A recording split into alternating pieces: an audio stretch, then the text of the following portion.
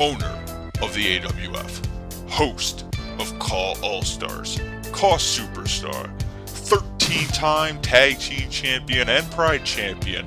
This Scorpion is ready to shoot the shit as Shawn Walsh presents the SWS.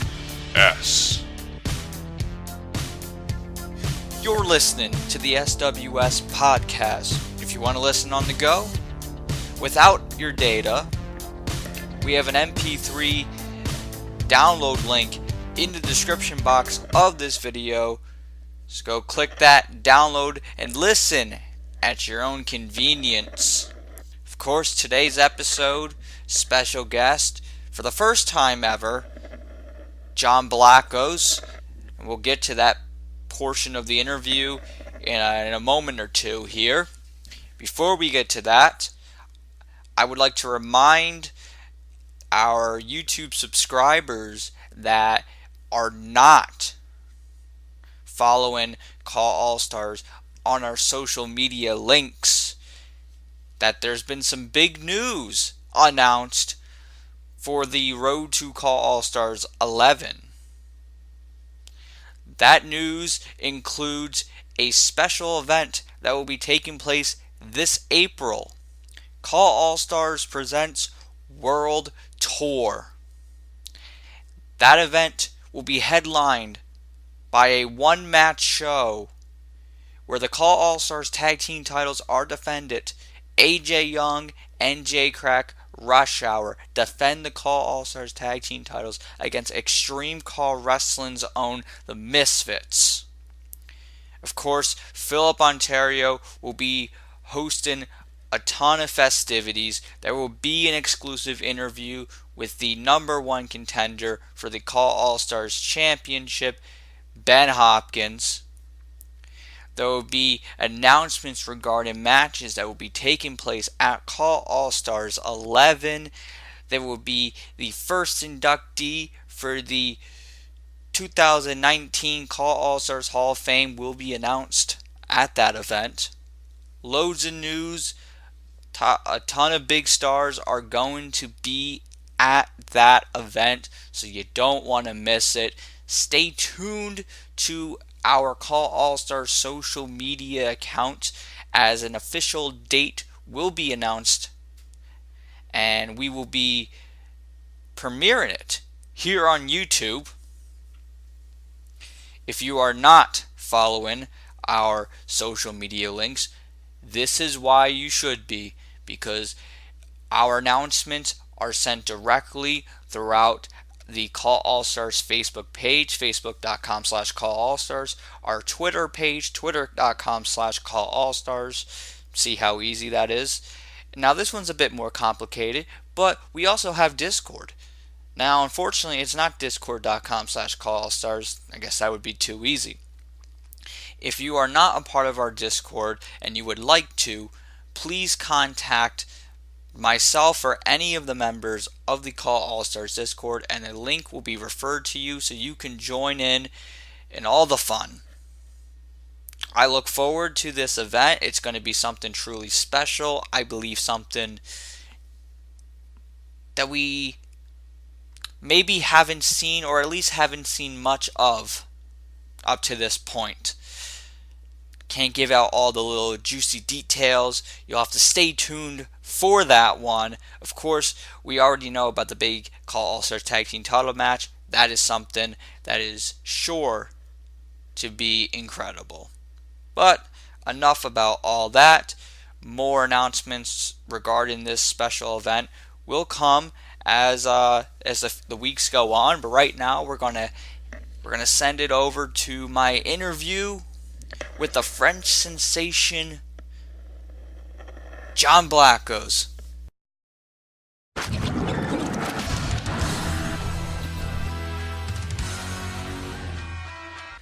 Ladies and gentlemen, welcome to yet another episode of the SWS. Of course, your host as always, the Scorpion is here, Shawn Walsh, hosting the show as I have been for 50-some episodes now. Some of you may know this, but there was an episode that I recorded over the summer with one Andrew Fisk, Luke Andrews, whatever you want to call the bitch. And he still has not given me the footage, and I hear he's unjamming with Jay. So now there's podcast wars or something. But in all seriousness, it's not about that fat bitch. It's about the master of calling people fat bitches.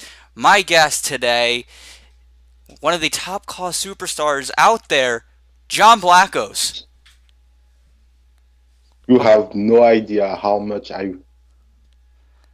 stopped myself from laughing during that intro. Oh my God. But yes, I'm glad to be here, and I think that this edition shouldn't be called the SWS. I think it should be called the SS-105-WS. SS. If you know what I mean. Shawn, yes. Sacco, Scorpion, Wash 105. 105 Wash Show. John calls me by my full name, my government name. No, and this is the first time that John has been on the show. I've been friends with John for quite a while now, but we haven't been able to work this out, whether it was on my end or his end.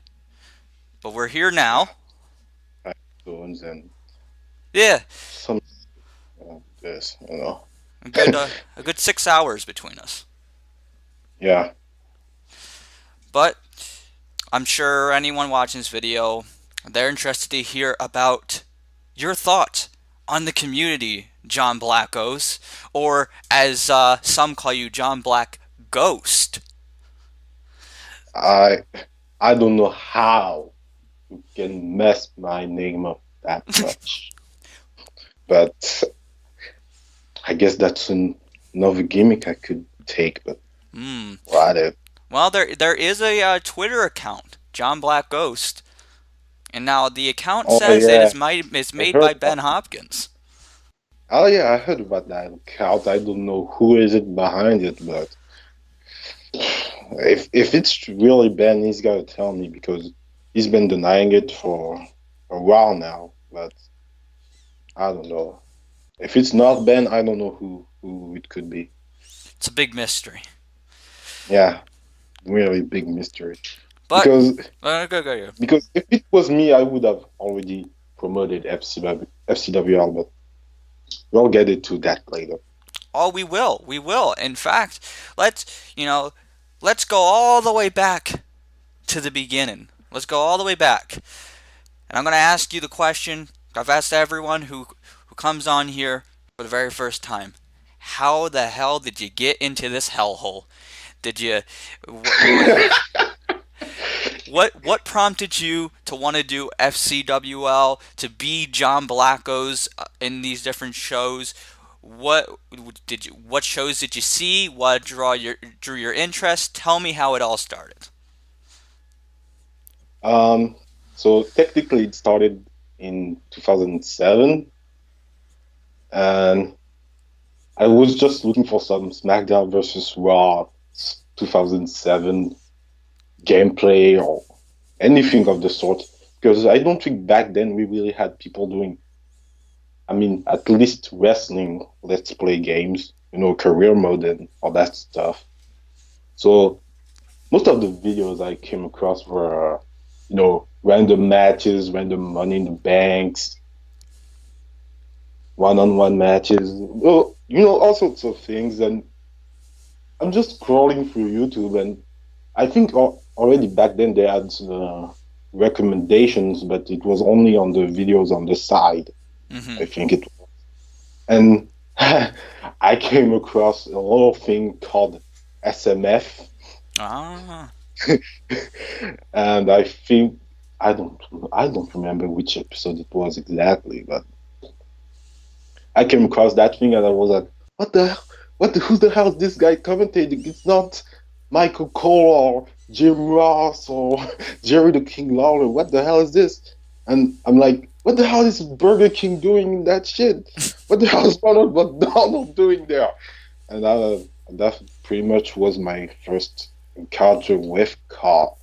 But in my opinion, I didn't really become a fan until late 2009 because from 2007 all the way to late 2009, I only watched like SMF, but then late 2009, I came across that probably my favorite Fed of all time, being the Dynasty Wrestling franchise.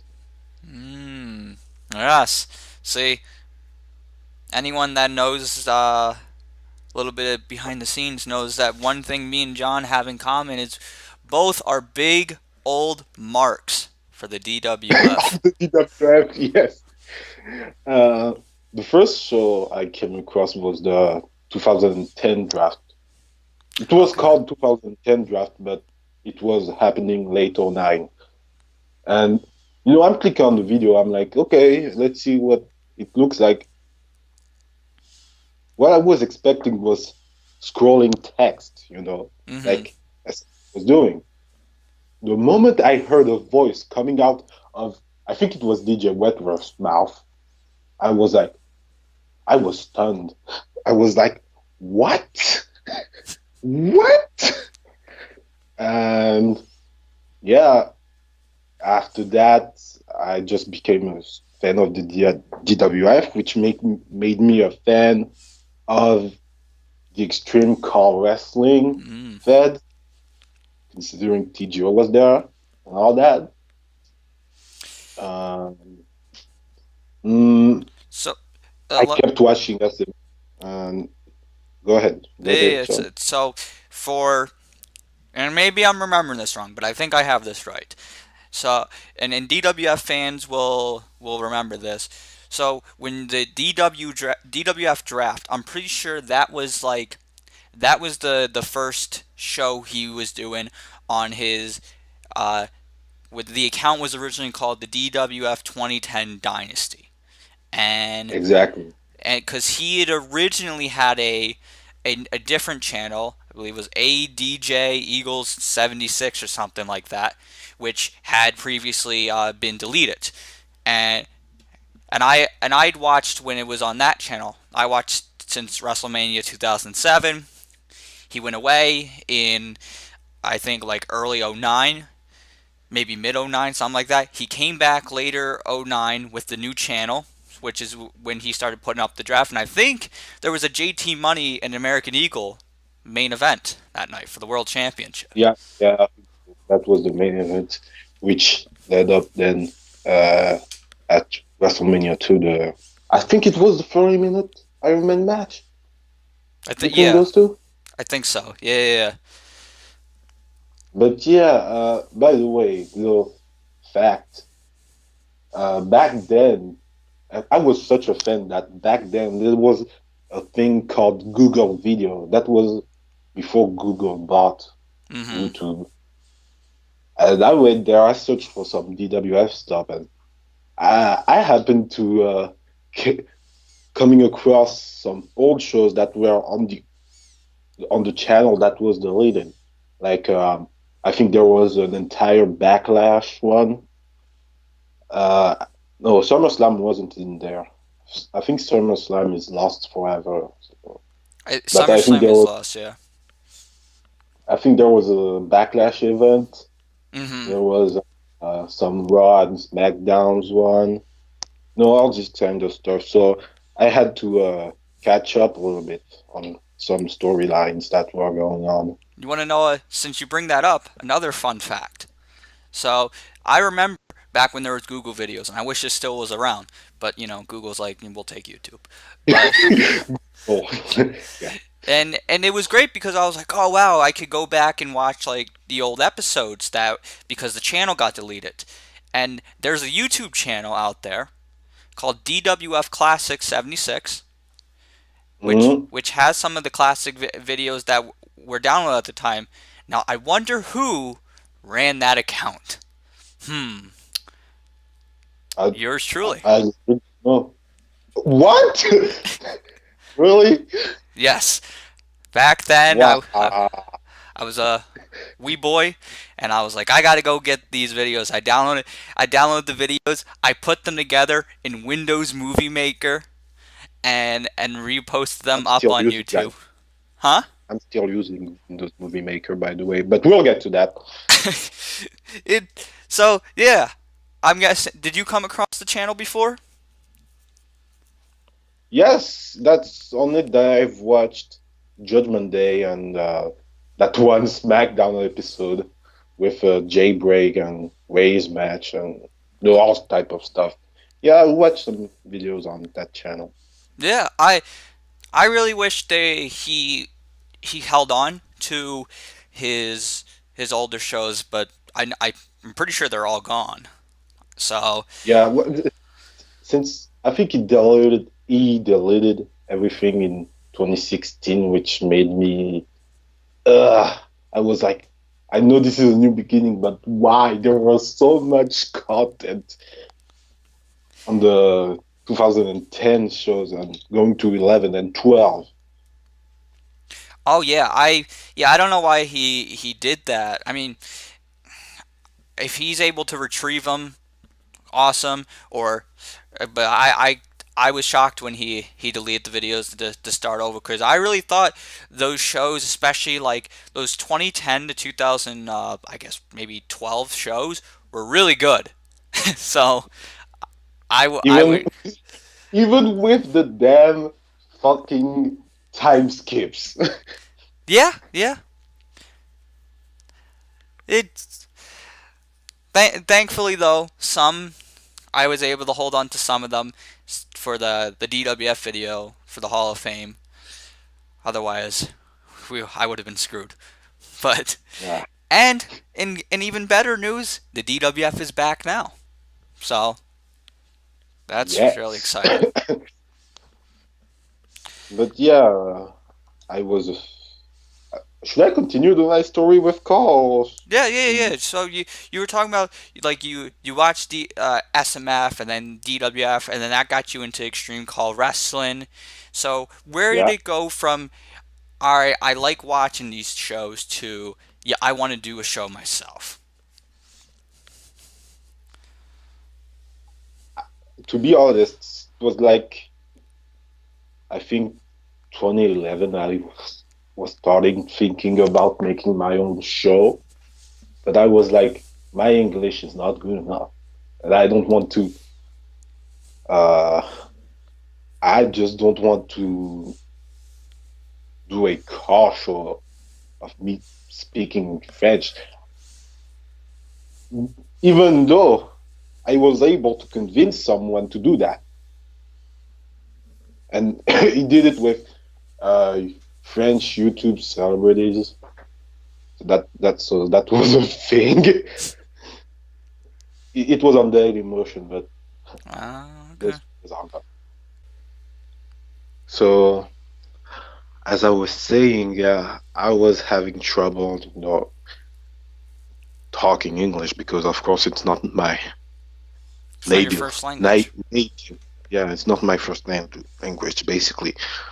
So I didn't want it to, my commentary to be all shit, and botchy. Because if I started my Fed like earlier than 2014, I was just gonna basically be a Bob Ross ripoff. Just say, my God, I did that, my God, and not use, wrestling terms and all that. But yeah, there was around the time when WWE 13 came out. DWF was having their draft show and all that. I was excited and all that. I was ready for the new game, and then nothing happened. That was one of the many times DJ killed DWF. And mostly during that year, I was just not watching Car. I was trying to find, something new, something to watch and all that. And that's when I came across the Core. The Co. Yeah. Oh man, the Call of Honor. So what was Yes. going on roughly around this time? Like, what were the main stories?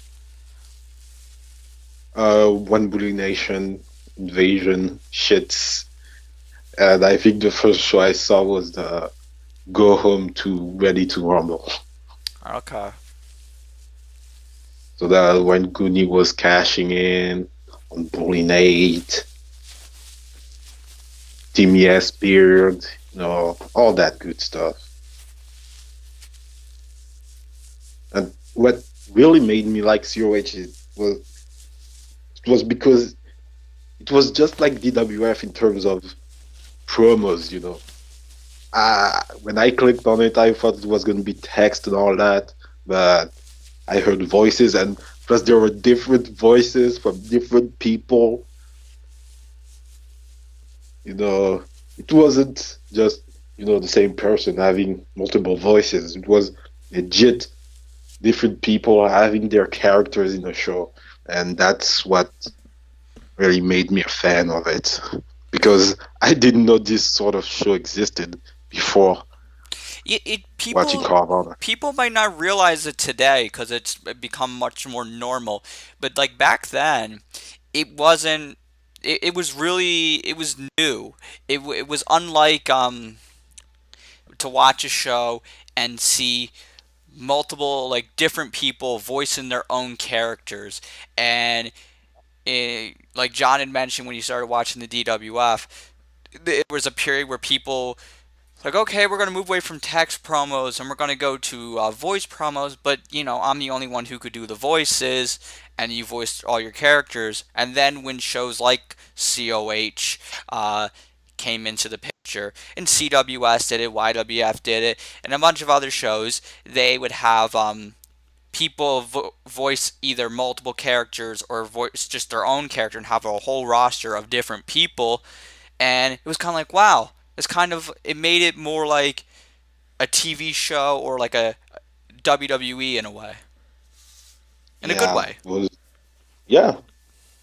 Of course, back then I didn't know what made a good and bad promo, so I was just enjoying every single moment someone was actually talking. But I know for a fact that Zane LaFontaine and M. Accuracy promo on the Go Home show to Ready to Rumble was a damn good one. Two great So, promos in yeah, general. yeah. And I just kept on watching, and to this day, I'm not only watching; I'm a part of the show now. Now, I gotta ask this.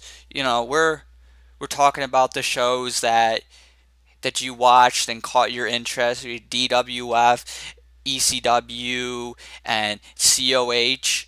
And with the exception of SMF, most of these shows are original based shows, and obviously FCWL is a fantasy show. So, where, How the hell did that yeah, happen? did something change? How did it go from watching original shows predominantly to doing a fantasy show? How did that transition happen? um, First of all, FCWR came this close from being an original show, but I don't know how that would have went. Well, yeah, the only way I would know is if I actually try in an original show, but I don't know if I'm gonna do that. However, the reason why it is a fantasy show is because back in the day, except for SMF, I didn't watch any fantasy. I knew that SCAW was a thing, but never watched it. Back then, I knew that No DQ was a thing, but I barely watched it as well.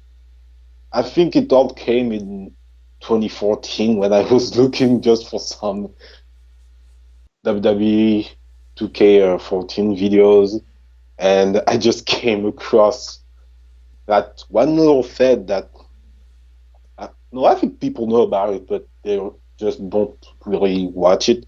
That being OCBF, Mm. which nowadays OCBF is just a hybrid, but back then it was it was more of a fantasy show. So I just came across a random match on one of their CPVs, and I just liked it. I just enjoyed it. Maybe it was because there was Dragon Ball Z characters in the match and all that. But yeah, and that then I started just watching fantasy shows, just giving them a chance and actually enjoying them. SCAW, I enjoyed it.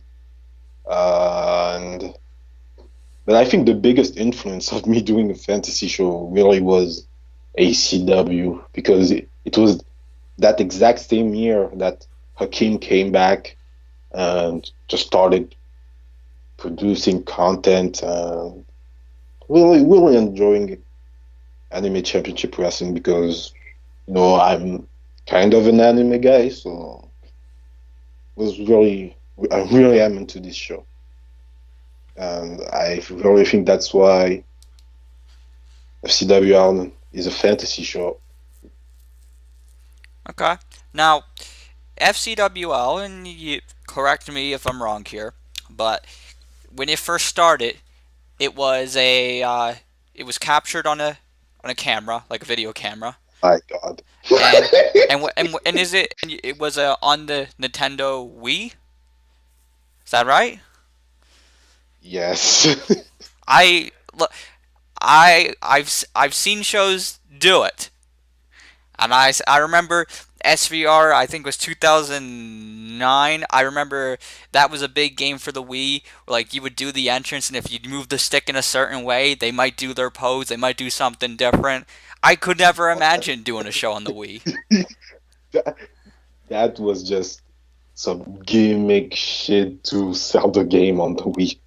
Because all of these aspects of doing a taunt, moving the controllers on SmackDown versus Raw 2011 on the Wii, all of that is gone. So what was the reason for doing it on the Wii? Was that am I right to assume that was the only system that you had at the time? Yes. Okay. I had the GameCube as well, but I didn't have any Day of Reckoning or anything of that. So what was I like currently you have a PlayStation 4. Did you ever hmm own a previous PlayStation console or a previous Xbox console? Other than the PSP, that's my first technically Sonic console I've ever owned. Okay.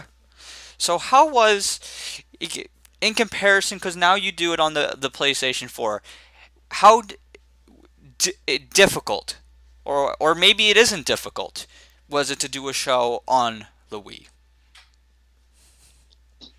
It was fucking problematic. uh, because first of all, when FCWR started, the TV I've had for recording those shows was a CRTV, Oh, so the okay. quality was even worse than that. You could see fucking bars, so the things that CRTV do, you know, and placing the camera in the right angle for it to not see the surroundings and all that stuff. That really was annoying. However, when it came to recording matches, doing matches and gameplay, I think I most of the time enjoyed it. Okay. So you wouldn't say the gameplay on the Wii was as was that difficult? No, because it was basically if like you played SVR 2011 on the PS2, it was basically the same game. Okay. So it had more of an old style of WWE games gameplay, because I think in SVR 11, I think it's when it started to change a little bit. Now, take us through that first run of FCWL, like when up to the point where you stopped doing it for quite a while. That first one was just weird. I started with some countdown videos showing the rosters, the roster, excuse me, that I've had in mind. Uh, I've done some commentary on those matches, on those countdown matches, and if you go listen to one of these matches all the way to now, you'll see that my commentary back then was absolute trash.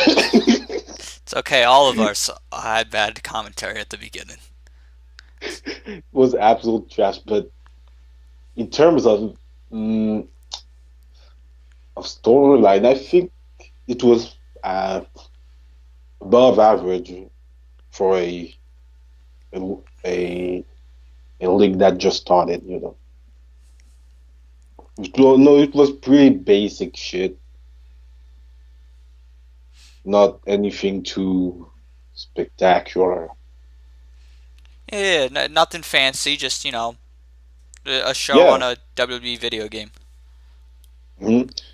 And then came the fucking Wii, the Nintendo Wii shit, where basically my console stopped to read discs. Hmm. So any game that I would try to put in just stopped reading it. And to this day, it's still the case. So that's when I've put FCWL on hiatus because I just couldn't record anything. Now, what year was that? 2015. 15. Okay. Yeah. Now, from 2015. So at this point, were you did you already join OCBF?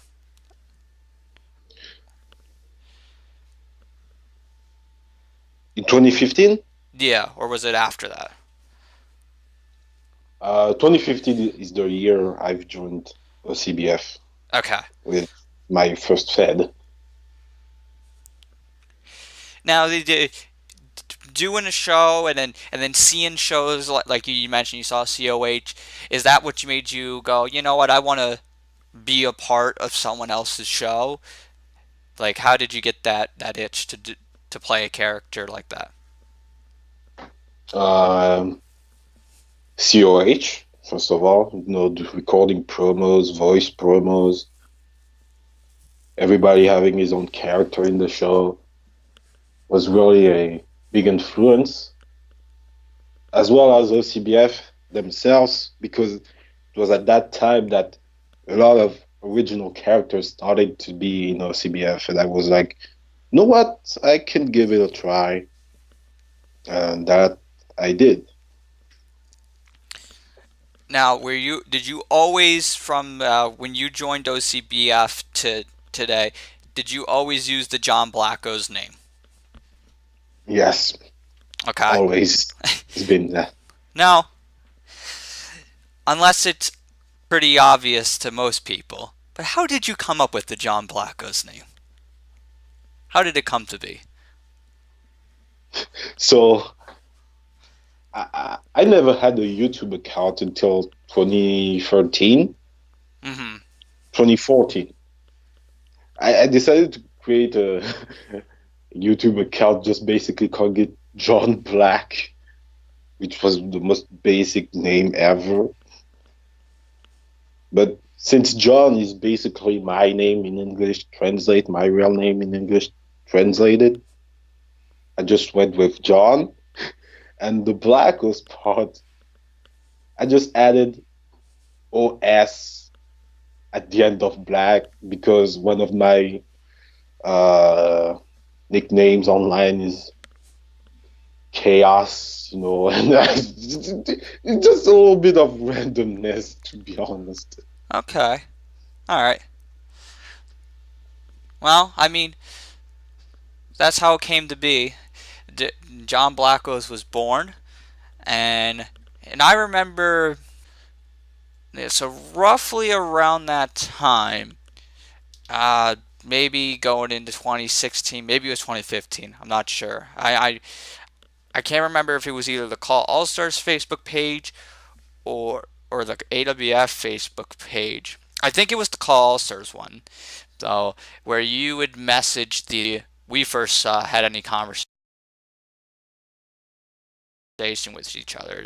Is that right? Did I get something wrong? Uh, no, I think it was the Call Stars page. Yeah. Okay.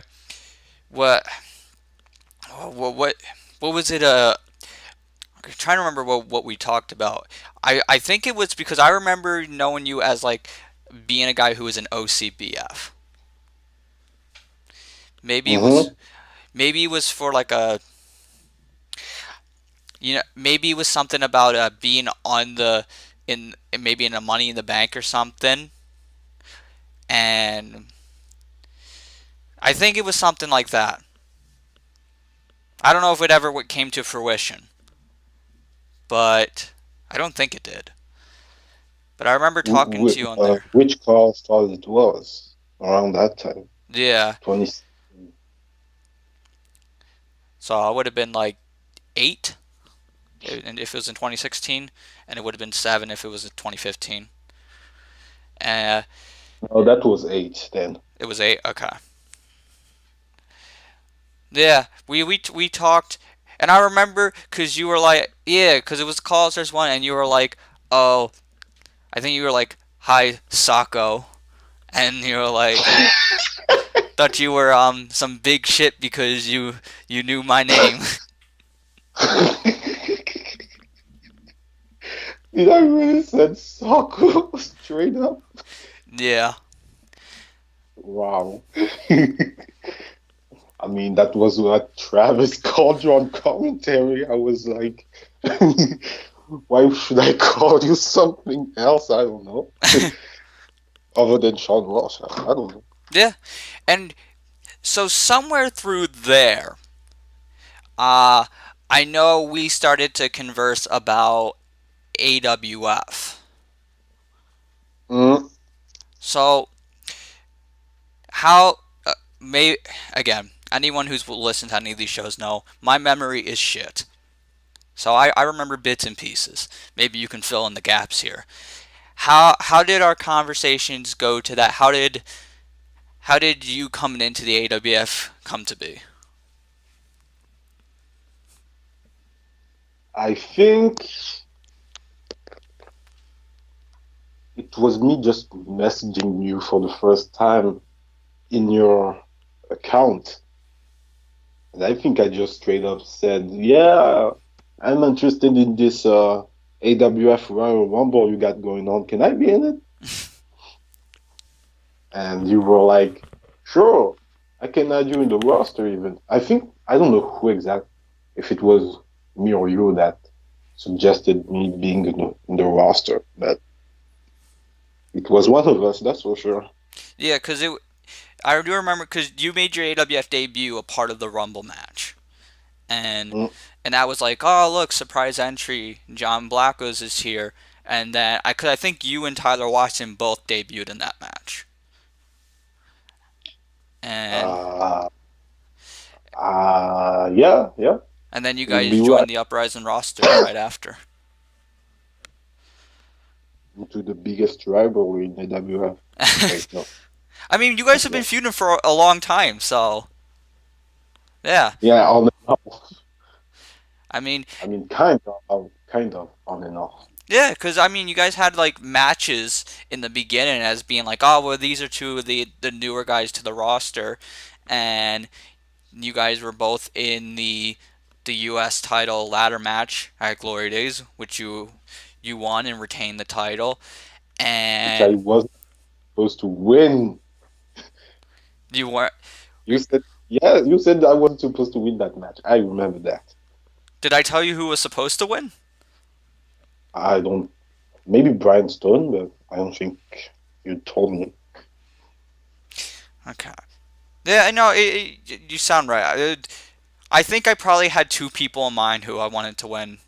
You and someone else, and I guess I went back to you. And I remember you winning the U.S. title initially at Meltdown wasn't even in the original cards because Rave was the U.S. champion, and he would have like an open challenge or something, and but I just remember not being happy with what the Rave character had done with the U.S. title. I thought like I did a lot of building up for Rave to win, and he's champion now. And Adam at the time, like through a few shows, was having issues with getting some promos in and some of the promo qualities and all that. So I was like, I don't know. I was like, maybe I should take a chance on this John Blackos. On this John Black. Not even on this John Blackos guy, just on this John Blackos. Oh no, it's not like that Ryan Paul Jones guy. No, and because I'm pretty sure I set the match between you and him like the uprising like right before Meltdown. So Yeah, it just I remember that promo. you what? Like, I remember that promo. I was like, yeah, I'm gonna answer the open challenge early. Things like that. It just we just put it together and I was like, all right, John's gonna win. Did I tell you that you were gonna win? I don't think you did. No, probably not. Anyone that's on the AWF roster knows there are some times where I will tell you, I'll give you some information on what's going on, but sometimes I'll keep things, not bad things. Like if there's something that needs to be told or whatever, like I'm open book. But sometimes certain wins and certain moments and stuff like that that I know will be good for the character or that people will enjoy. Sometimes I like to keep it from them so they could have a genuine fan reaction themselves. Hmm? It's like Andrew did recently with DCF. I thought I was gonna have a match with Brandon, but he teased us. Hmm.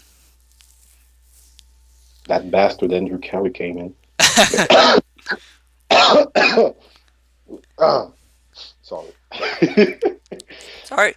Now, and then from there, you won the United States Championship, you you held on to it till the Carnage event, where you lost to Watson. I remember telling you beforehand that you were losing. Like I'll tell people if they're about to drop a title, I'll tell them they're about to drop a title. Mhm. And now maybe I was reading too much into it at the time, but were you happy with the idea of losing the title, or were you not so happy with it? Hmm. Hmm. I was in the middle, I think. Because I remember talking to I messaged you about it, and you seemed like surprised that I was doing a title change.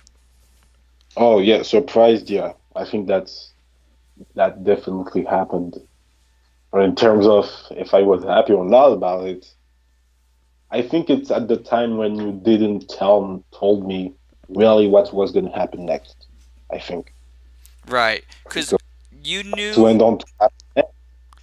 yeah, we already started teasing you and Alex like right after Glory Days, and so you knew the long term direction was you and Alex, but you weren't. But maybe some of the specifics you weren't told, and quite frankly, some of them I might not even known at the time.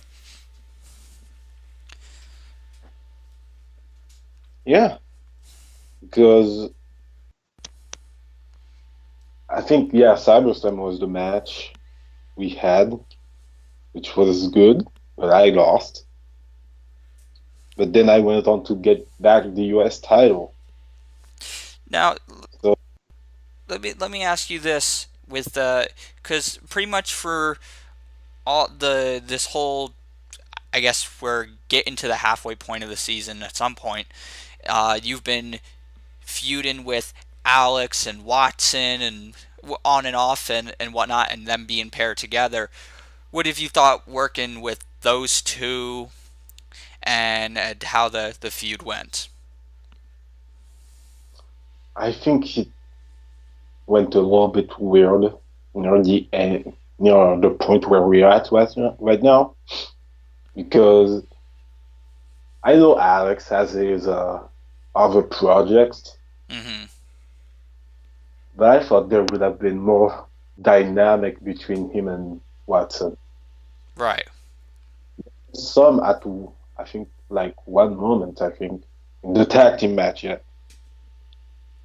But other than that, I don't think there was dynamic in the promos between the two. Yeah, they didn't.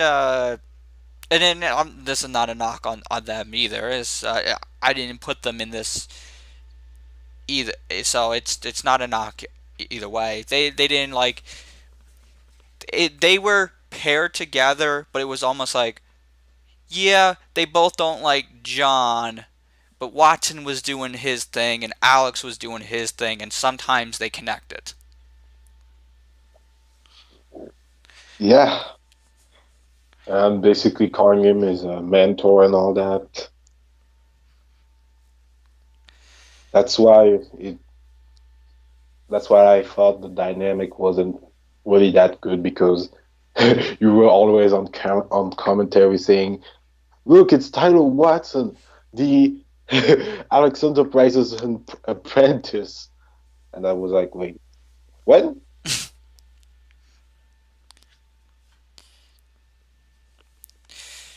Well, what do you think of Tyler Watson, a guy like we talked about? You know, you came into the AWF roster at the same time, and arguably, roughly around the same time, you guys, more people started to talk about you guys. And I guess out of anyone in the community, you've got to work with him the most. So, well, what do you think of his character and your guys' interaction with each other? I think his character is a little bit. I think his character shouldn't be at this level of cockiness and arrogance at this point of his career, in my opinion. Okay.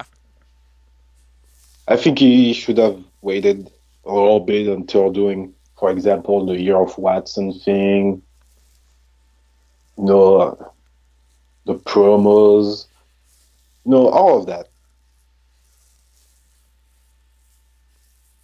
I think he went a little bit too overboard with the gimmick, my opinion. Okay. I mean, it did grant him a Call Stars match before me, a one-on-one match at Call Stars before me. But yeah, I think if he had started the current gimmick he has after Call Stars 10, that would have worked better, in my opinion. Okay. But other than that, he's what a heel is supposed to be. All right. Yeah. Oh yeah, I see what you're saying. And now, with John Blackos being the United States Champion again, and with Survivor Series being around, getting to work with Ben Hopkins, and not the first time that you guys have gotten to work together. Mm, you mean in a actual feud and match, or I mean, of any kind. Although, contrary to yeah, what he in will any say, kind, that's not. Yeah, this that never happened. you see, From what he said, of course. right? Yeah. Now, what I'm referring to, for those who didn't pick up, over in ECF, John Blackos and Ben Hopkins, they had their best of three series, and now they're kind of like they have like mutual respect for each other, which is uh, A little bit different than what you're seeing in AWF. Yes, it's weird. The man shakes my hand at the ECF show only to super kick me in the locker room on uprising. Yeah, yeah. Weird relationship you guys got. And now if Andrew was here right now, he would say, "Shawn, you stole my thing from me." He's like, "I did a John versus Ben first, but let's put the rumors to rest." John, tell the world who had it planned first.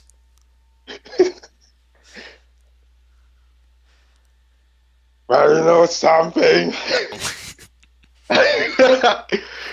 Well, you want to know something? My buddy from the Raging Scorpion, the old Raging Scorpion, Shawn Rush, he had that idea first. Not some Fisk, Andrew Kelly, whoever he is, ECF owner. See? That's some bitch. You just heard it from the Raging Frenchman. So that's put that out there. And that's a good segue here. You got what's it like being pretty much kind of like the spokesperson of both the GSF commercial that is now out and then the AWF commercial. All I'm going to say is that in terms of commercials now, I'm more over than Chronic. Yeah. See, you remember the ECF Chronic commercial? Everyone was like, "Wow, this is great," and some people gave the credit to like me because like it would appear on an AWF show, like, "Oh, that was great." I'm like, "It's not my commercial," but and Wait, huh? They'd be like, "Oh yeah." I mean, poor Andrew. They'll look at ECF stuff and they'll be like, "Oh wow, I watch your AWF show too," and like, there's different shows, and. That was everyone's like, "This is great, this is hilarious," and I always like I like funny commercials, and that's why like I would have I tried to do something to pull people in because yeah, you put the clips and all that, but everyone's got clips in their thing and whatever, you put a good song, but you gotta do something to bring the viewers in. So I know at one point I did like the Full House intro for a commercial, which people liked. I tried to do one for The Office, and then YouTube tried to give me copyright, so that wasn't happening. I remember that. And they were like, "Oh yeah, you're using this song that's owned by this company." I'm like, "No, I'm not. It's The Office theme." And so I just got angry. I was like, "Okay, we're just gonna do something fresh." And since I use highlight reel, and I was like, "Okay, what can I do?" Put this commercial together. Everyone's got a little bit of a spotlight, and then here you come in, throw the trash can, which John actually knocked down a trash bin.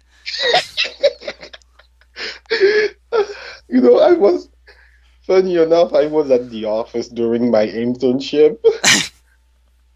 But since I'm alone, and it's basically a room where I'm basically just alone, I was able to do that.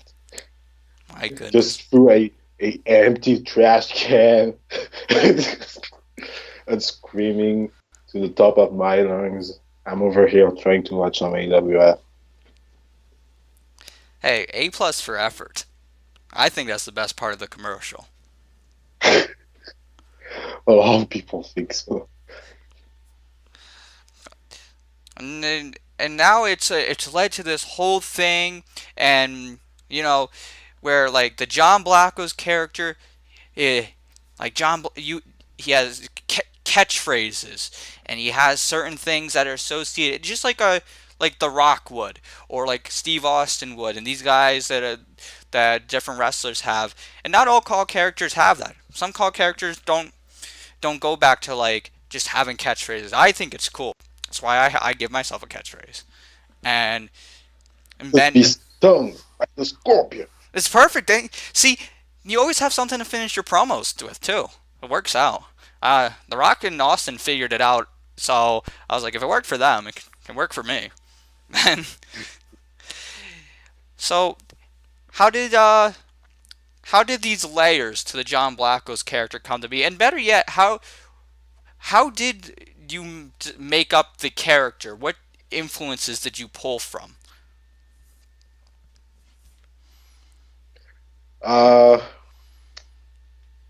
Let's see. To be honest, The Rock was an influence when it comes into promo work. John Cena a bit, Okay. but not much because I'm mostly a face everywhere, so gotta have that baby face factor most of the time. Uh, who else? Could I mention people in car as well? Yeah, yeah. When it comes to my promos nowadays, I think Chronix is a big influence because swearing. That's basically it.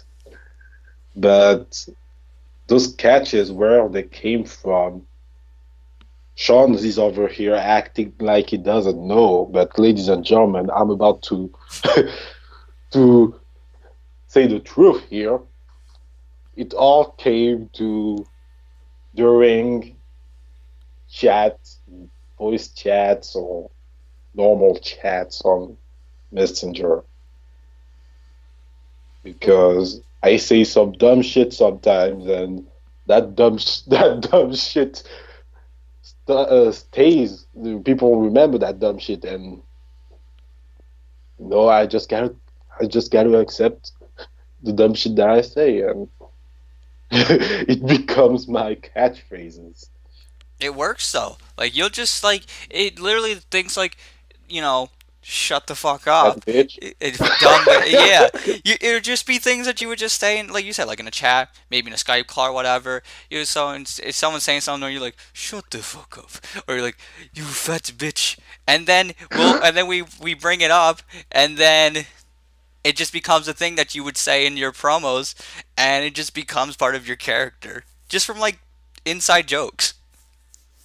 Yeah, and the thing is, we're just scratching the surface when it comes to that. There are Oh some yeah. things that you guys, that not even Sean knows, but there are some things that some people know. I'm not going to say it here because it's probably going to get used in the future, especially in COH because Travis likes to do that. But anyways, you know what I'm talking about, Sean, right? Yes. Oh, yeah. Now, Get speaking. used on a random episode of Battleground. But anyways, Oh yeah.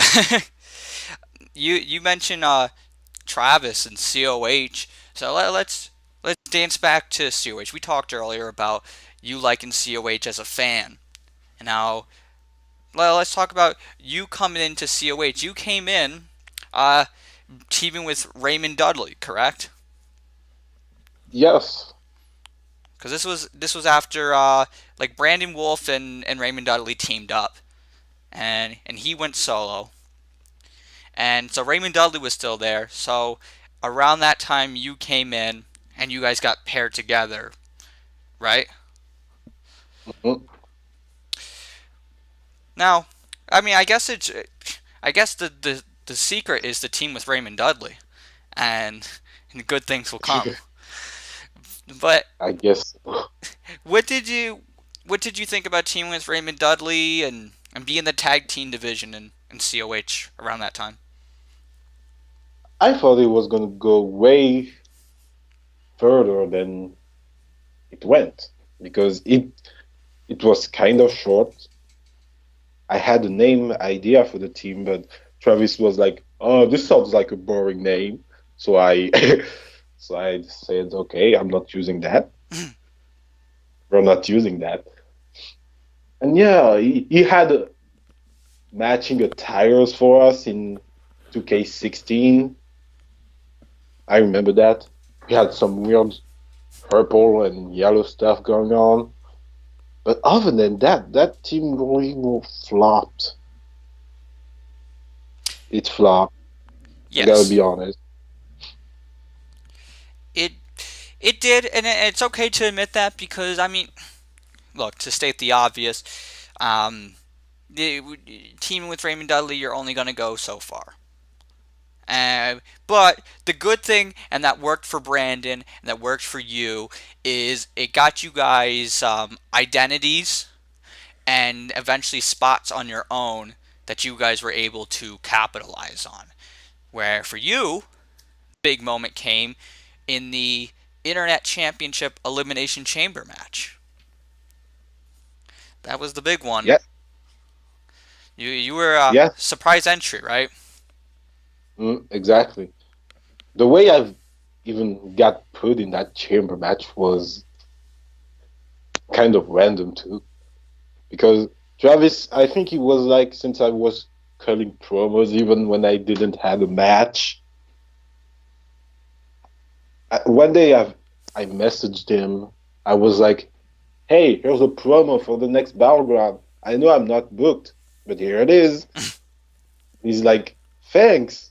And then the next thing he sends me is like, "Hey, by the way, I have one spot left in the elimination chamber match. You want in?" And I'm like, "Yes."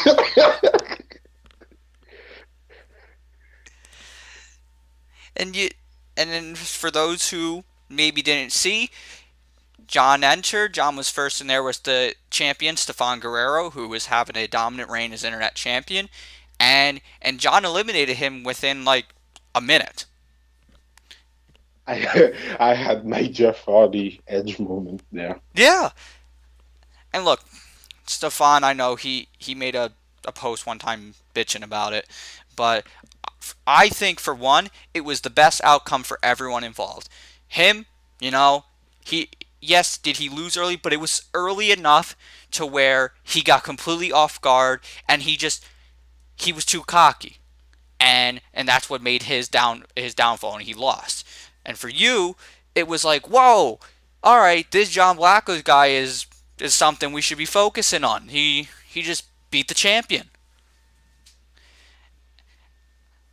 So Yeah, I think it was perfect. Credit to Travis for that. That was excellent. I didn't win the title. But you didn't need Jay, to.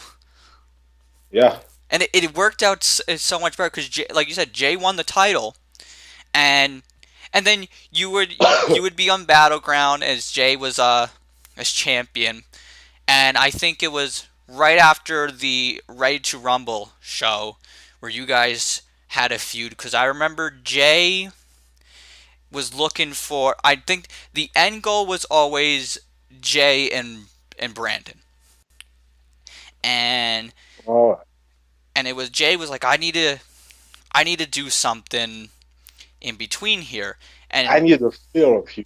yeah, literally, he was like, I need a filler feud, so I remember looking with him. He looked at the roster. He was like, "Oh, you know what? I like John. Maybe we'll do a thing with John." And it was only supposed to be a one match deal. So I'll let you And take it from me. yeah, basically we went back and forth in promos all the way to an episode of Battlegrounds where I had the match for the internet title 1-on-1, but I lost. But I had a good showing in that match, I think. Yeah. Then what the hell? Fisk came into the picture, and then we had triple threat match at Cold War 2. I lost as well, and Jay retained again the title. And then it went all the way to Anniversary, where I had to put my pride on the line. And if I lost, I have to be Jay's right-hand man. Mm-hmm. And it happened. I lost again. I during that feud, always gained momentum on, the battleground matches, the weekly matches, but always ended up on the losing end when the title was on the line. Well, I think this feud, and you really could look at your whole COH run for this, is a good lesson for people who maybe are on the roster and are like, God, I want to get to a certain place, but I don't know what to do, because you got the spot from in the chamber because your character wasn't doing anything. You were just doing promos and waiting for something to come, and something did come. You took advantage of it, and you kept doing work, and you kept pushing along until Jay was like, "Okay, I need a filler feud," and that filler feud turned into, okay, we're going to get another match out of this, and it turned into one of the best feuds of the whole season. And yet, Mhm. you lost like the big matches, but your character, you became more over with those losses. Yeah, exactly. And, you know, don't always have to win to get over. Yeah, you have to. There's a story to be told. Look, there are some losses where, like, okay, like losses can be bad, depending on the situation. But if there's a story being told where a loss can build a character, and and where you lost to Jay in the ladder match, which everyone was like raving about, like, ah, this match was great, and then you joined up with Jay, and your character Yeah. turned heel, just fully Mhm. embraced it, and became angry at the fans, angry at COH. Uh, what did you think of going heel? Because a lot of places you predominantly play a babyface character. Were you looking forward to the opportunity to be a heel? Yeah, I kind of was. I just didn't think it would be as sudden as it was because I turned heel literally the night after I lost the ladder match. I thought it was going to be a progressive heel turn, a, Right, a progressive embrace of the heelness, I guess I could say. right. I I thought so too, and I think that would probably now if I were to do it, and everyone would do it in their own way, and it's not necessary to say one's the right or wrong way. That's probably the way I would have done it. I would have had it to where you did things, but not because you wanted to. Because I remember, Because like, you it's would beat up forced. Brandon, but like whereas I would have had it where Jay would be like, yeah, you have to beat up Brandon, and you didn't want to do it. You in COH, your character wanted to beat up Brandon. So Mhm. like your character jumped right into being a bad guy and being just hating the world, and I mean, I had reasons to because, to be honest, I started like teasing that heel turn the promo after Cold War II, mm-hmm. where I just went on and went on. That promo was so long. The first half of it, when I'm alone in the ring, it was so long that Travis had to cut it so that Jay could come out and we can have this second section, second part of the promo where I make the challenge. Now how did you think things went with the feud with you and Jay against Brandon, and VPOC got tied in, and and some people may not know this, but you and VPOC were not originally supposed to have a match together at Ultimate Glory.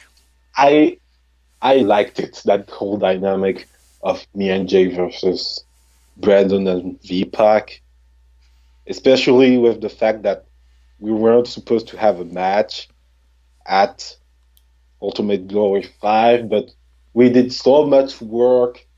We had so much promos done, not only from me, but VPAC, Brandon, and Jay, and also us pleading to Travis, hey, I should have that match at Ultimate Glory. I deserve it.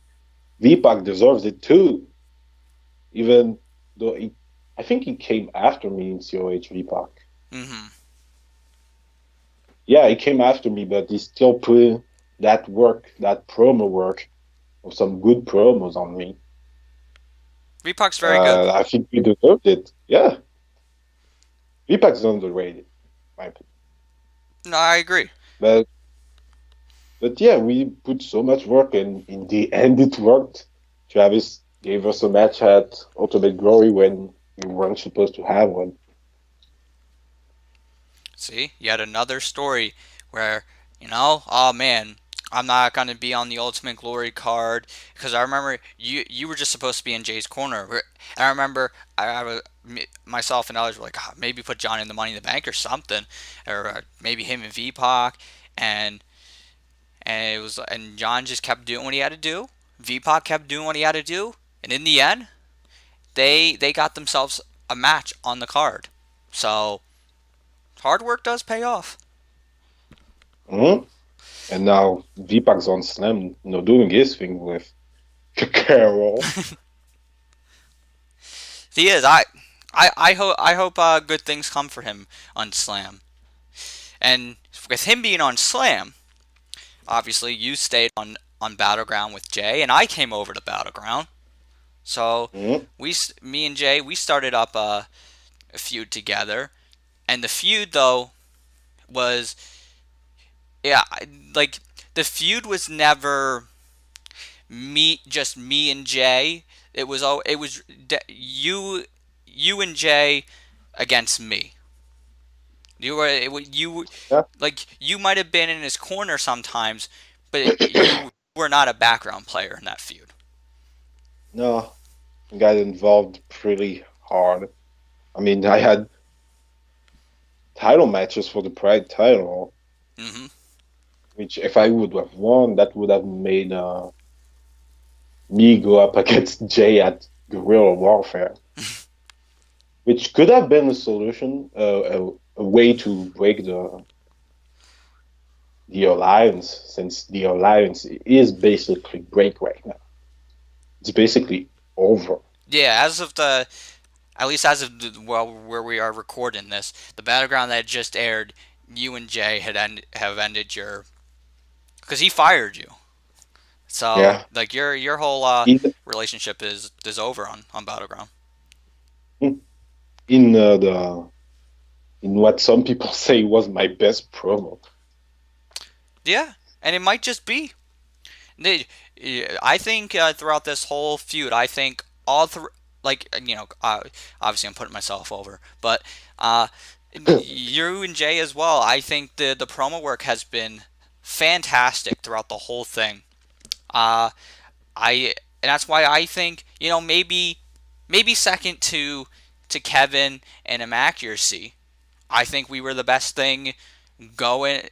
Maybe the second best thing in all of COH during that time to build to the CPV.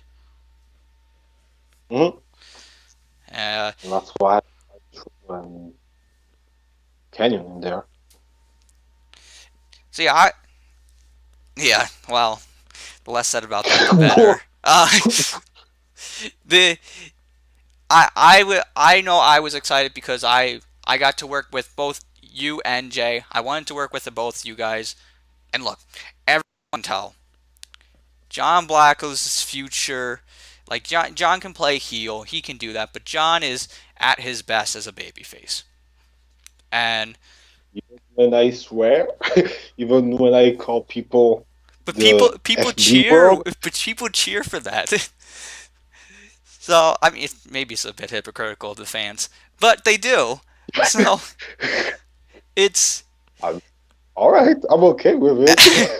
So I knew, I was like, okay, because the Shawn Walsh character is babyface. I'm like, if I don't do anything with John here, we're not feuding anytime soon. Then, so I was like, this is a perfect chance to basically get to work with both of you guys, and I think it progressed all the characters into where we are with you coming off of your thing with Jay, where everything built up, and you maybe you had your best promo, and now Where does the story go? Obviously, I have a bit of an idea, but we'll leave I'm we'll fired. leave.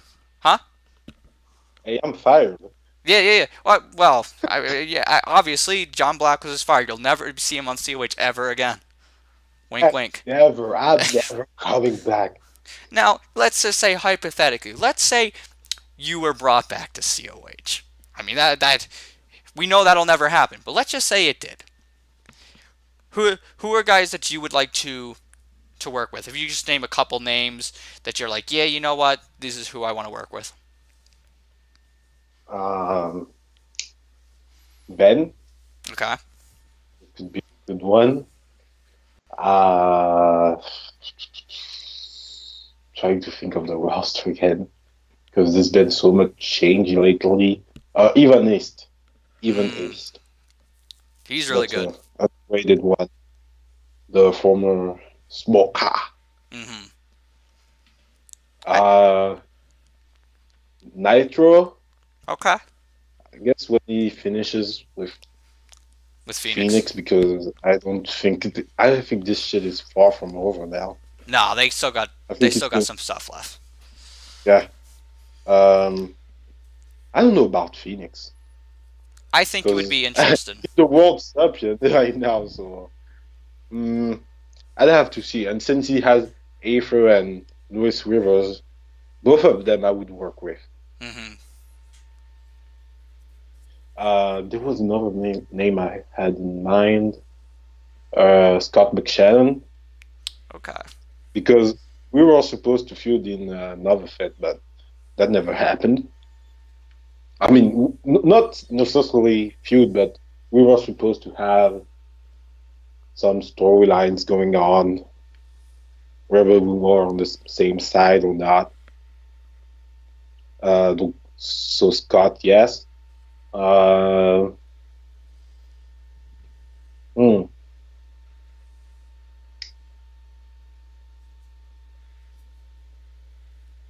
think that's pretty much it on the battleground side. All right. Yeah, and all those would be really interesting. So hopefully we get to see those, and if there's other people who weren't named, I mean, there's so much, and I look forward to what's next. And in a moment, I'd like to come back to FCWL's return. But before we do that, we have to talk about one of your variations of your character that you do in a show. A character I like to call John Skay Blackamora. Why?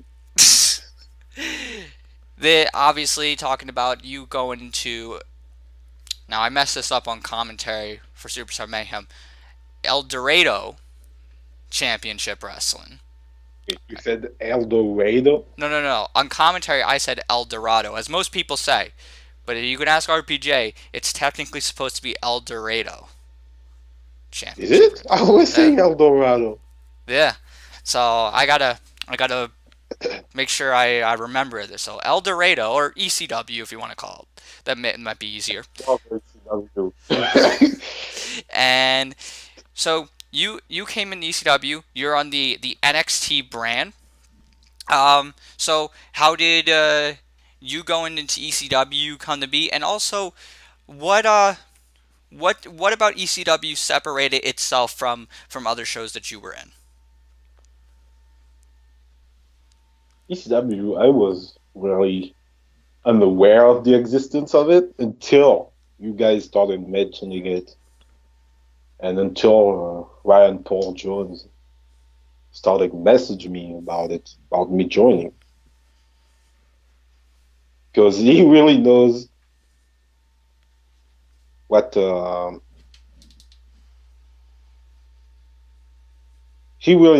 my character is all about. Mm-hmm. So he was like, you know what, let's bring you in. I'm like, yeah, why not? And then he proposed me to have a different gimmick, change things a little bit. And he decided he wanted me to have kind of a Nakamura thing because of my accent and my promos and all that. And I went with it. I was like, Sure, why not? I gotta change some things sometimes, and for now it's working out there. I mean, I've had one of my best promos, in my opinion, in my debut night over there at NXT. Hmm. I look at you in ECW, and I the best is yet to come. Obviously, you had that really great promo, and now I think you're just getting your feet wet and what you could do there. So Mm, I think people especially should stay tuned. with the production level of Eldorado Championship Wrestling. A Hmm. lot of highlight real stuff. Yeah, and that brings me to this. So you know, highlight reel something that I saw like RPJ was doing with ECW. I saw Ray doing it with GSF, and then so I started to do it in AWF, and Travis started doing it with COH, and some people are just I'm just to state the obvious, they're lazy and they make excuses and they go, oh, I can't do that, oh, I have a life, oh, well, wham, as if all of us don't. And it does it take a little bit more time, sure, but it doesn't take a monster amount of more time, and it makes your show look better, I think. And and I think it's made all the shows that I mentioned look better than they were previously, and Mm, that ties in to FCWL because obviously FCWL, everyone knows the hiatus did end. You came back, and so obviously I talk about. We'll come back to the highlight reel in a second. Talk about FCWL's comeback. Talk about why you brought it back, and this time being on PlayStation and what you wanted to do different. Really, the evolution of the wrestling games from the one that I've had. The last wrestling game I had before 2K18 was WWE 12, Hmm. same on that same Nintendo Wii. So that was rough. The game was rough. It was already rough on the PS3 and all that. So imagine it on the Wii. Really, really some difficult stuff to look at. But yeah, uh, the evolution really gave me motivation to bring it back. Now, go. I didn't want to interrupt you. No, So you doing fantasy call, and look, everyone that has their opinions on it. Some people really like fantasy call. Some people really don't like fantasy call. It's a matter of perspective. AJ Younger. Excuse me. But it's certainly you talk about the wrestling games evolving, and so has is called wrestling. You know, we looked at some of the shows that were that started up maybe 10 years or so prior, mostly were fantasy call shows, and then shows like a DWF, like a COH, and these things started to change to different types of call shows. And so whatever your upbringing and what your experiences are through call, that will be what your interests are towards. So Mhm. I would like now obviously you doing fantasy call, people who are into fantasy call will be like, oh yeah, I know such and such character that's in FCWL. Let me go check that out. One thing that might be difficult for some fantasy call show owners is how do I bring in people who maybe like myself. I'm someone who I don't watch anime. FCWL has anime Lot characters. of anime Yeah. characters. So you can't. It's easy to be like, oh yeah, if you're a really big fan of this character or this series that they're from, you understand their background.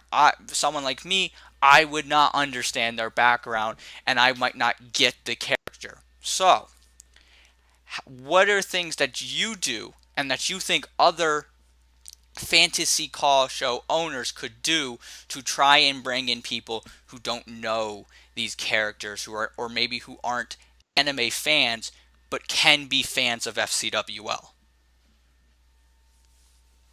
I think the match quality is one thing, because I got used to 2K18 pretty quick. Like, I was able to put good matches in the first shows, and now with some advice from you, by the way, that I didn't know until now, I'm going to be able to put even bigger matches, even greater matches, because I think there's some stories only need to be, in the ring. Mm-hmm. When it comes to FCWL, I think in terms of the stories that are outside the ring, when I have to tell a story that starts, I don't know, backstage, an altercation or something like that, I think I suck at that, at it. I think I suck at storytelling. I mean, I could be better, but I think I'm not putting enough effort into it. I think it's one of my biggest gripes about FCWL that I should, like, Work on. yeah, work on, exactly. Match quality, I think I'm good. Editing, I think I'm above average because I'm still using that thing that is Windows Movie Maker, but at least I use other stuff on the side to make it look good. True. Hey, one day, you mark your calendars. One day, I'm gonna, hopefully the funds come together. I'm gonna make sure John is converted over into using some Sony editing software, whether it be Movie Studio or Vegas, like myself, Travis, and RPJ use. One day you will join the crew, and you'll be able to use that, and you'll be blown away with all the stuff you can do with it. Oh yeah, because as far as I'm concerned, I can only do like green screens in the game, but even putting it on the software, I think I cannot do anything with it. Yeah, you're very Like if I limited in want, Movie Maker. yeah, like if I wanted to do some green screen stuff, I couldn't be able to do it. But I think highlight reel is I've used it pretty well, I think. Yes, and that comes back to when I was talking about highlight reel earlier. I was like, oh, we'll come back to that. And you're talking about match quality and how you can bring people in. Tell me if you agree or disagree with this.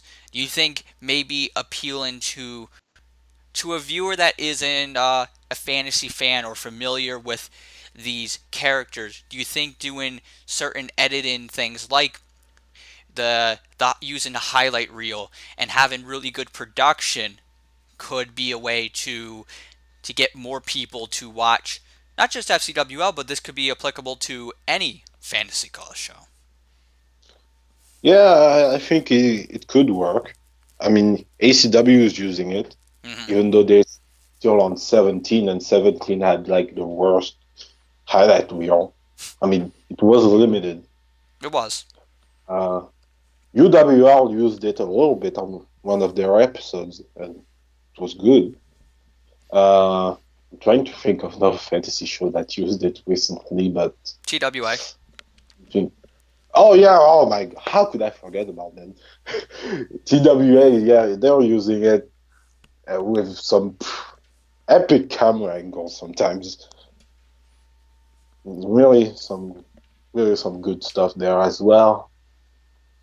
So yeah, I think highlight reel could potentially bring fantasy to a whole other level of interest. Yeah, I think so. Well, I watched the last FCWL event. I was there live in the chat, and one thing I was looking for, and look, I don't have to explain again. I don't know the characters' backgrounds and what series and games and whatnot they come from, but Most of them are Japanese. That's all you need to know. I'm kidding. but I looked for the highlight reels and camera cuts and stuff like that and things that are in there, and that interests me, and I'm interested to see where FCWL goes forward, because you use highlight reel at first. You use it a little bit, you might put a little here and there, then you start using it quite a bit, and then you start doing different things. I'll tell you, the the main event of Superstar Mayhem for AWF is like I have like it's 30 plus files, and that's probably half of what like Ray does for GSF. Ray's on a whole other level, but Yeah, that I know. and then you'll do stuff like you'll piece together different moves and whatnot and connect different things, and I think it Yeah, will do redefine. edits. Yeah, it's so I Editor shit. you, I'm really interested to see where you take it, because some people aren't open to it. You're open to it, and I think that's going to pay off in the long run, and it's going to help FCWL grow. And you know, one thing, I asked earlier about like, oh, like see what two guys you want to work with. Now it's a little different for fancy, because you can't just be like, oh hey, Super Mario, you want to work together. It doesn't really work like that. But it would be nice though, right? And Yeah. but what you could do is, you work together with the feds, and I see a lot of the fancy shows will super shows with each other, and you'll do cross promotion. FCWL worked a bit with ACL through Call All Stars, and then up to That, Conspiracy. Huh? that was great in my opinion. Yeah. I Yeah. I I liked it a lot as a fan. Mm. Uh, I think I've stated this publicly. I think you and Nitro did a great job on commentary for Conspiracy. I thought the match was good. You got the By the match. way, forgot to mention, but ACL also on their All-Star Grand Slam. There was a lot of highlight reel on that show. Oh, So okay, that that's great to hear. See, Nitro gets it. See, all these people, come on, guys, just either catch up or just admit you're lazy. I'll probably get heat for that. Oh well, but yeah, but like I think you and ACL did some good stuff. Are there any shows that you looking at there like, I'd like to work with this show, whether it be for a match at a Call Mega event like a Call All Stars, or like to do a super show? only fantasy only, or can I do hybrid as well? You Because you could do hybrid. That's fine. okay, well, I think ACW is an obvious one since nowadays it's the biggest fantasy show, even though it's hella anime, Hmm. because anime is in the name. UCWL with VPAC, I Hmm. think we did a great job in COH, and if both of our leagues work together, we could do something great as well. ACL, we already started this year. Maybe in the future we could do it again. UWL, an underweight Fed, uh, could be interesting as well. Yeah. TWA is going to be hard to work with because it's hard to contact in the first place. The owner of the show is hard to contact. And plus, I don't think he's into much anime or even having cross promotion shows, but that's just an idea. Hey, Uh, you never know. I'll tell you this. Through Call All Stars. Now, I haven't talked to the owner of TWA in particular, but I have through running Call All Stars, I've gotten the chance to talk to a lot of people who I guess are some of the bigger shows in the community. I've gotten to talk to the guys that run SMF and Extreme Call Wrestling and DWF and so on and so forth. And the reason why I bring that up is you see them, they're working with Call All Stars, and some of them didn't know previously that things like Call All Stars existed, and they didn't know that shows work together. And like I talked to the owner of Extreme Call Wrestling, Mick McMichaels, and when he would see like shows I would do or DZW or these other shows, and he would see like people doing commentary together, he was like, "Oh, do they just live in the same neighborhood?" Like he did, like he saw, because ECW has been in Call Stars for quite a few years now, and he would see me do commentary with other guys. He's like, "Oh wow, Shawn's got a neighborhood of Call fans." And they just work together. Like, no, we live all from all different parts of the world. So you never know. Sometimes these people don't know, and then when you go and you talk to them and you show them this whole new world, they're like, "Yeah, I want to jump right in." So you never know. You never know, and that kind of ties in to where we could wrap it up here. To how big this community is. It's global. You got, just look at us here. I'm standing over here in Pennsylvania in the United States, and you're over in France. I'm from fucking France. And that's crazy, in my opinion. It is crazy. And you got guys who are from the United Kingdom. You got guys that are in Australia. There are some people who are in some of the Middle Eastern countries. Unfortunately, I haven't got to contact more with them, but I would like to. You got people who are in Canada. You got people who are in Brazil. There are people everywhere, all around the world, that do this. People in Italy. I could go on, and I think it's great. I love meeting people from different parts of the world and seeing and just talking wrestling with them or talking call with them, and just seeing how they perceive the world and how things are different or how things are more similar than you might assume.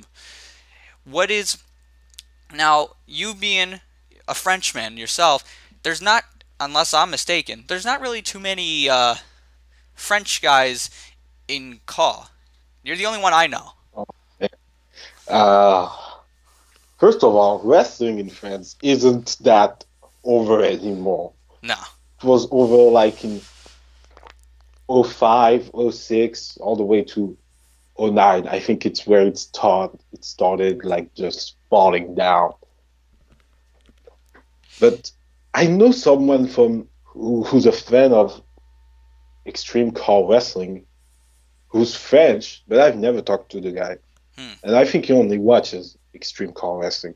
Right. So, never interacted with the guy. I just know that he's French, and he's probably the only other person from France who watches Call. So, there we go. Now, being that you're basically one of very few that are from your own country, you mostly, through Call, interact with people who are from the United States. You maybe some guys in the United Kingdom and Canada. Those are probably the three most popular countries that there are a lot of people in the community from those countries.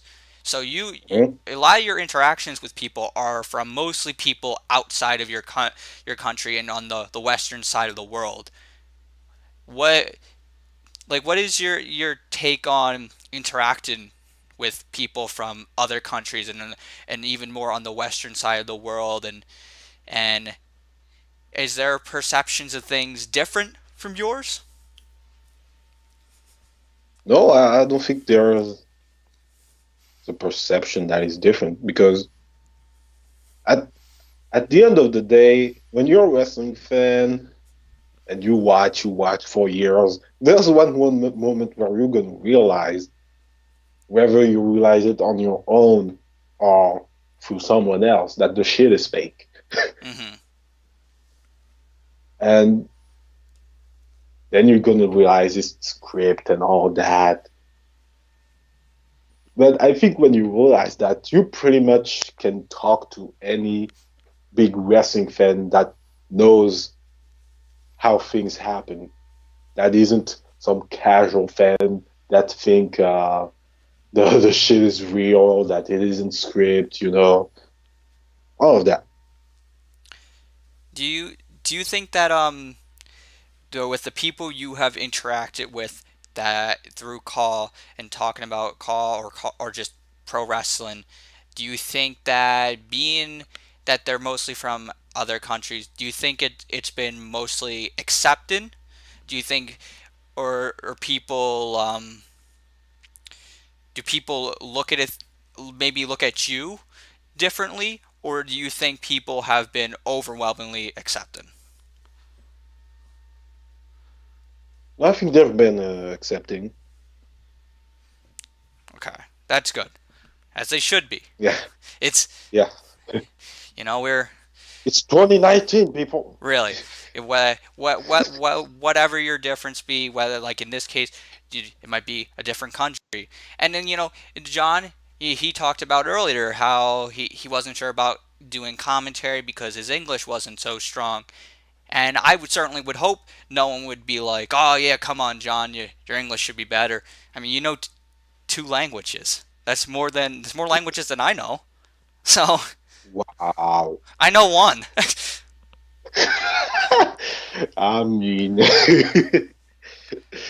I mean, everyone has its differences.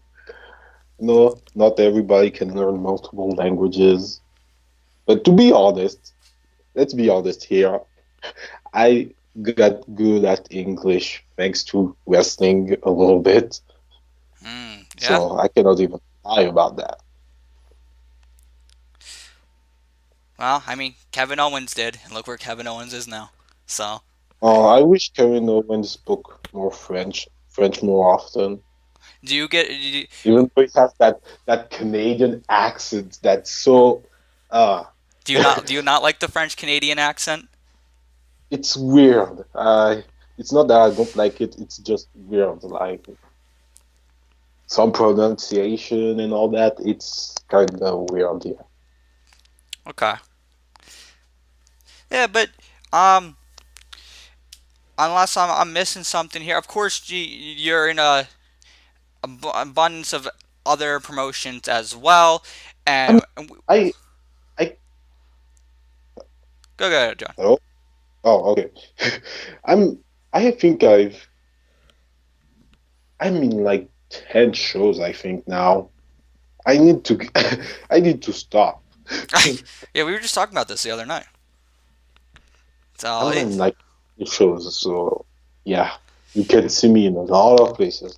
oh yeah, you can get your fix at John Blackos in a ton of different places, and if we went through and talked about every single place John was in, this show would be 4 hours long, and we're not doing that. So Too bad. I was ready to talk about each place, but well, that just means it's okay. That just means at a later point you'll have to come back on, and we'll have more to talk about. yeah. See, there's always room for part twos. Whenever I do these shows, you don't have to talk about everything. You gotta save some stuff for later, because one day there will be a part two, and we'll catch up on where the John Blackos character has gone from this point, and then moving forward. Maybe we'll talk about some of those other shows, and I'm just glad that we finally got to do this. Finally got you on the show. I hope everyone out there enjoyed this episode. I know I did. Thank you, John, for being on the show. Thank you for having me on it. About damn time as well. 105 SW. I don't even know what I'm saying it. So I can't wait to see what's next for John Blackos, and thank you for all the viewers who like this. Hopefully you do drop a like on this video, maybe leave a comment. Let me know who you'd like to see on future episodes of the Shawn Walsh Show. Write that in the comments below. When the next episode will be, I don't fucking know. So, we'll see. So, have a good day, everyone, and St. Patrick's Day is coming up, so happy St. Patrick's Day. Yeah,